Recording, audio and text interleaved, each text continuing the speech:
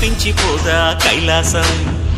ఇప్పుడే శుభలగ్నం, ఇది నా సంకల్పం, విధినే ఎదిరిస్తా నీ సాక్షిగా.